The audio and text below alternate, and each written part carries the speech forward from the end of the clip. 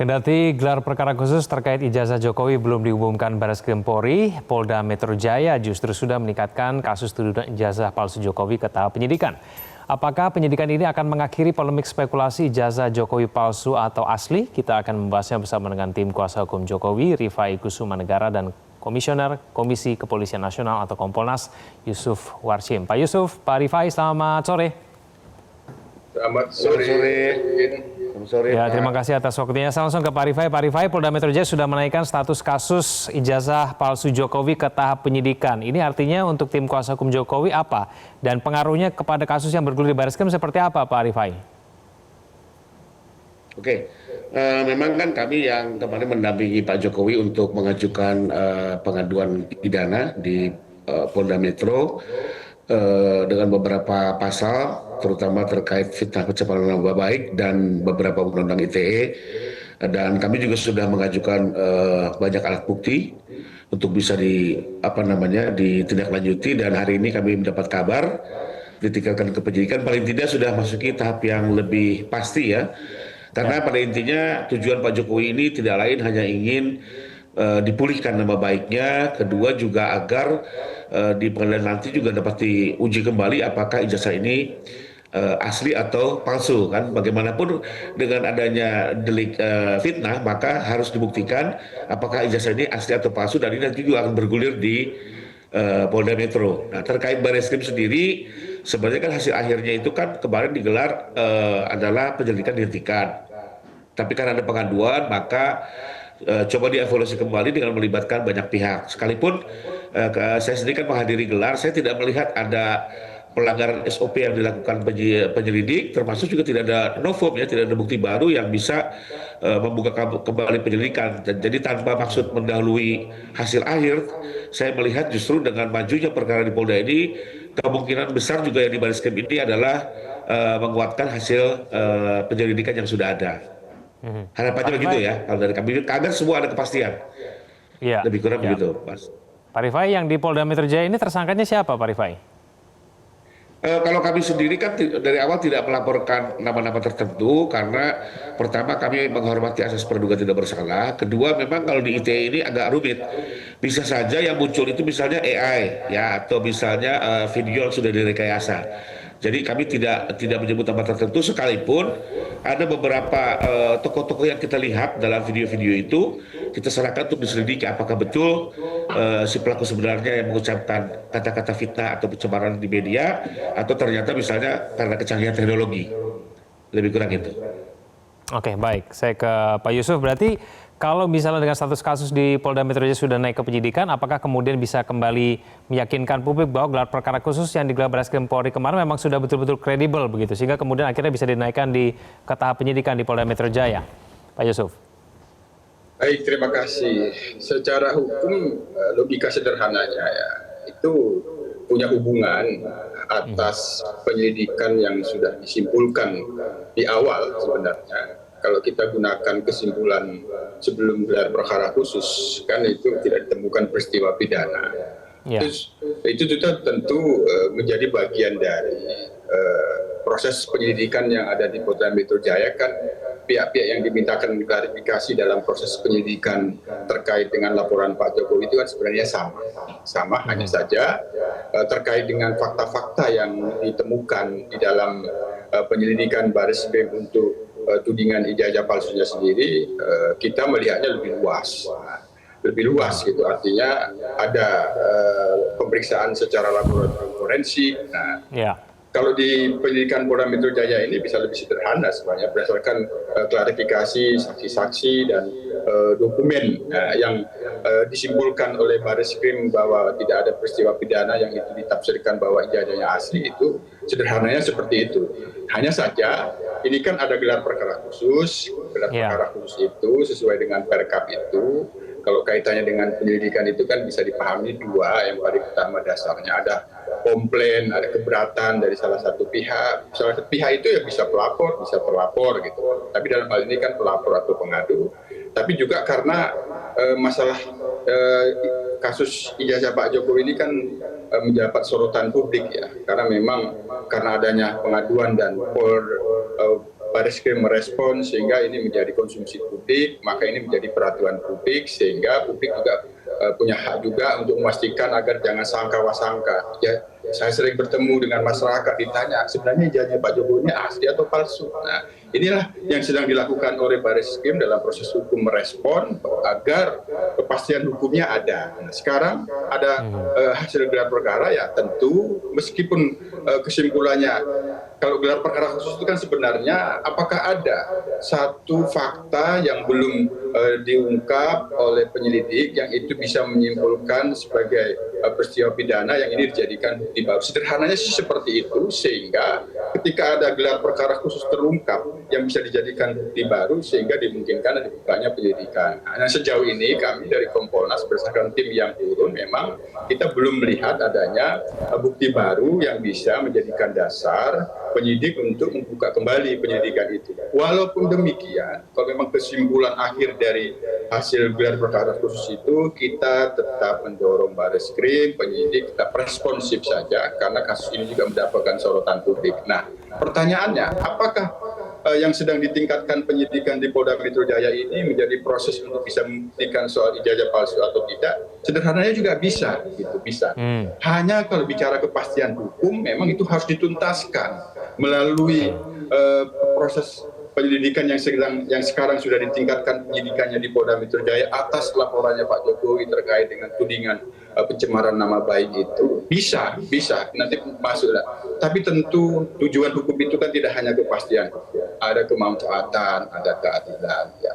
Apabila memang saya yakin Pak Jokowi adalah seorang negarawan, apabila memang dimungkinkan nantinya ada upaya restoratif justice, ya tentu kita menghormati itu. Kenegarawanan Pak Jokowi hanya yang kita lihat yang disampaikan oleh kuasa hukum kan sebenarnya Pak Jokowi ingin dipulihkan nama baiknya yang dia sedang lakukan pada saat ini sebagai pribadi, bukan sebagai seorang presiden lagi, dia melaporkan haknya gitu. Hanya kami tentu sebagai pengawas kemarin sudah diundang mengasistensi kaitannya dengan gelar perkara itu, sudah melihat semuanya. Tentu sementara kita memang bisa melihat apa yang sedang dilakukan oleh Polda Metro Jaya ini penuh kecermatan dan kehati-hatian.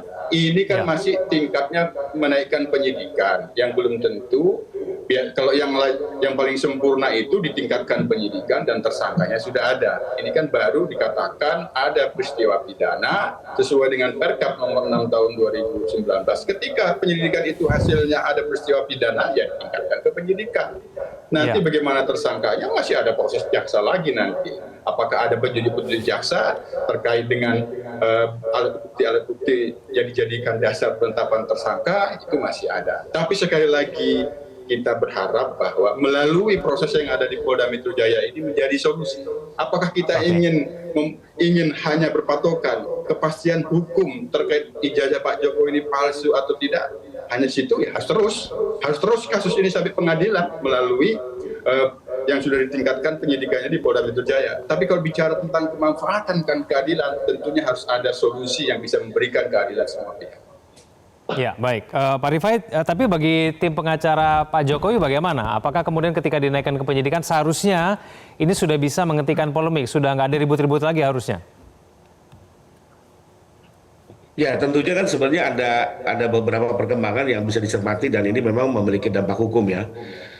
Pertama, seandainya nanti hasil gelar khusus di Barreskrim ini menyimpulkan bahwa penyelidikan tetap tidak bisa dilanjutkan ke penyidikan, maka itu pun juga memiliki dampak hukum bahwa itu sudah merupakan keputusan tidak adanya bukti awal, adanya dugaan pemalsuan ijazah, itu satu. Lalu kedua, sebelum lupa juga nih ya, jadi kemarin sendiri juga Pengadilan Negeri Surakarta juga sudah mengeluarkan keputusan yang menyatakan bahwa gugatan terhadap ijazah itu juga dinyatakan bukan kompetensi pengadilan negeri ya, karena itu lebih kepada produk sebuah institusi hukum yang memang di bawah Kementerian Dikti ya, dalam hal ini UGM ya. Maka dari itu PN menyatakan ini perkara dihentikan dan kalau memang tetap ingin mengajukan gugatan diajukan di pengadilan tun lebih kurang gitu. Tapi sudah ada kepastian bahwa perkara di Surakarta yang selama ini dianggap seolah-olah bisa menghambat proses di Polda ini ternyata sudah selesai dan sudah tidak bisa lagi menjadi hambatan. Sekalipun juga saya sebenarnya melihat argumentasi membawa perkara di PN Surakarta juga nggak tepat, karena sebenarnya yang dipersoalkan di sana itu adalah ijazah SMA, nggak ada kaitan dengan ijazah S1 yang kami laporkan di Polda. Nah, sementara peristiwa hukum yang ketiga dengan naiknya ke penyidikan ini juga sebenarnya sudah merupakan satu jalan yang lebih mengarah suatu kepastian bahwa pertama sudah dinyatakan bahwa memang ada tindak pidana. Nah, tinggal dalam prosesnya dikumpulkan alat bukti, termasuk juga untuk menentukan siapa tersangka yang patut dipertanggungjawabkan. Karena Undang-Undang ITE ini kan tidak sederhana ya. Siapa yang mengucapkan, siapa yang mengedarkan, siapa yang mentransmisi, itu semua akan dilihat secara komprehensif dengan tetap tentunya melihat adanya mens rea, niat jahatnya harus dilihat, harus ada di situ, harus lengkap. Nah, kalaupun ini nanti bergulir ke persidangan, paling tidak juga ada sebuah kepastian lagi gitu ya. Paling tidak ada kepastian apakah benar Pak Jokowi ini menjadi korban fitnah selama ini. Itu kan tentunya akan dikaji dalam pertimbangan putusan. Kedua juga tentunya akan dibahas tentang ijazahnya. Terkait pembinaan segala macam itu intinya bukan menjadi concern kami ya. Pak Jokowi berkali-kali bilang itu bukan concern ya. Bahkan Pak Jokowi sendiri di awal-awal sempat juga bertanya ke saya, apakah masih mungkin ini terjadi RG? Saya sampaikan sekalipun beberapa pasal itu ada yang delik umum, sekarang ada RG yang bisa juga digunakan untuk menghentikan. Selain pasal-pasal ini delik aduan. Jadi ini kembali kepada keputusan Pak Jokowi, sekalipun memang proses hukum harus terus berlanjut sampai pasti dulu ya. Nanti apakah di posisi mana Pak Jokowi misalnya akan memberikan kritikan itu soalnya. Di sidang juga masih mungkin bisa dilakukan itu kan ya. Artinya tapi tetap ada sebuah kepastian bahwa betul berita yang sudah beredar bertahun-tahun ini ya, yang juga ya mohon maaf sebenarnya kita bangsa Indonesia juga malu gitu ya. Ini kan sosial media ini tanpa batas, bisa dikonsumsi oleh banyak negara gitu ya. Tapi paling tidak sudah ada satu produk yang jelas bahwa misalnya dinyatakan oleh pengadilan bahwa Pak Jokowi ijazahnya clear dan selama ini isu yang diedarkan ini adalah fitnah bagi dirinya yang memang telah merugikan Pak Jokowi. Demikian mungkin. Baik, terakhir ke Pak Yusuf. Pak Yusuf, dari pihak yang meyakini bahwa ijazah palsu Pak Jokowi itu adalah palsu, ini terus mendesak supaya kemudian meminta ijazah Pak Jokowi ini dihadirkan dan kemudian diperlihatkan. Kalau melihat perkembangannya sampai sekarang, menurut Anda perlu tidak itu dilakukan? Ya, sementara ini kan kita berbicaranya itu kan pada landasan hukum ya. Sementara kan Pak Jokowi sendiri sebenarnya di dalam proses penyelidikan di Barreskrim itu sudah sangat proaktif. Itu biasanya lazim ketika ada seorang teradu dimintakan klarifikasi, biasanya dimintakan juga untuk memberikan bukti-bukti apa yang bisa membantah atas tudingan pengaduan yang ada. Sehingga Pak Jokowi melalui tim kuasanya hukum bahkan langsung mengantar apa yang dimaksudnya ijazahnya itu. Ini sudah proaktif. Nah, untuk selanjutnya terkait dengan apakah penyidik akan mengumumkan tentang barang buktinya, sebenarnya itu kan barang buktinya. Nah, barang bukti itu sendiri kan bagian dari proses kalau penyelidikan kan fakta-fakta yang ingin ditemukan, apakah ada peristiwa pidana atau tidak. Nah, itu. Nah, tentu itu kan dia melekat pada kesimpulan yang akan ditemukan. Apabila ada fakta peristiwa pidana, tentu kan akan terungkap juga itu barang buktinya bahwa ini barang bukti ini palsu. Tapi karena ini kesimpulannya tidak ditemukan peristiwa pidana, penyelidik menemukan fakta-fakta yang tidak ada peristiwa pidananya, maka secara tidak langsung ya kepentingan untuk mengungkapkan barang bukti yang itu tidak mendapatkan fakta-fakta adanya unsur pidana sebenarnya tidak relevan. Hanya memang sekali lagi dalam hal ini karena ini juga menjadi sorotan masyarakat, meskipun pada akhirnya Barreskrim akan menyampaikan hasil dari gelar perkara khusus itu tetap meyakini sesuai dengan kesimpulan awal, sementara belum bisa ditemukan adanya bukti baru, tetap hentikan penyelidikan ini, ya itu memang harus kita hormati, hanya tetap responsif. Sementara penyelidikan di Polda Metro Jaya sudah menunjukkan fakta-fakta ada peristiwa pidana, ini kita kawal, ini kita awasi, hanya kami tadi memberikan satu perspektif.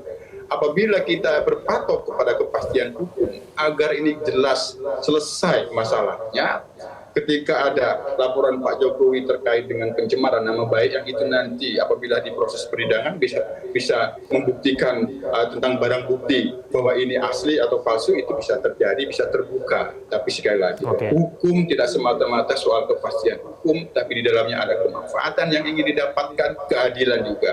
Oleh karena itu kami yakin Pak Jokowi itu negarawan, dia punya satu pilihan-pilihan sikap untuk bisa nanti bagaimana, apakah dilakukan restoratif justice, tapi sementara kita kawal dulu proses yang ada di Polda Metro Jaya ini, apakah bisa menemukan dan menetapkan alat bukti yang bisa menjadikan dasar untuk tersangka atau tidak, dan sekali lagi tentu transparansi dan akuntabilitas yang harus kita jamin. Baik, kita akan tunggu nanti pengumuman dari Barreskrim Mabes Polri terkait dengan hasil gelar perkara khusus yang sudah dilakukan kemarin. Pak Rifai, Pak Yusuf, terima kasih sudah bergabung sama kami di Prime Time News. Selamat malam. Jelajahi cara baru mendapatkan informasi. Download Metro TV Extend sekarang.